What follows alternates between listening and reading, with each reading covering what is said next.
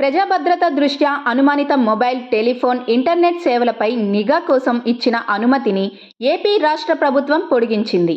ఈ మేరకు ప్రభుత్వం జీవో ఎంఎస్ 148 ద్వారా ఉత్తర్వులు జారీ చేసింది. ఫోన్లపై నిఘా ఉంచేందుకు ఇంటెలిజెన్స్ విభాగం డీజీ లేదా అదనపు డీజీ, కౌంటర్ ఇంటెలిజెన్స్ స్పెషల్ బ్రాంచ్లకు చెందిన ఐజీ లేదా డీఐజీలకు అధికారం ఉంటుంది. ఈ మేరకు హోంశాఖ ముఖ్య కార్యదర్శి కుమార్ విశ్వజిత్ మంగళవారం ఉత్తర్వులు జారీ చేశారు. 2025 జనవరి 1 నుంచి 2025 డిసెంబర్ 31వ తేదీ వరకు ముగ్గురు అధికారులకు అనుమతులు పొడిగించినట్లు ఉత్తర్వుల్లో పేర్కొన్నారు. ఇండియన్ టెలిగ్రాఫ్ సమాచార సాంకేతిక చట్టం ఇతర నిబంధనల మేరకు ప్రభుత్వం ప్రజా భద్రత దృష్ట్యా అనుమానిత ఫోన్లు, టెలిఫోన్, ఇంటర్నెట్ సేవలపై నిఘా పెట్టేందుకు అనుమతిని పొడిగించింది.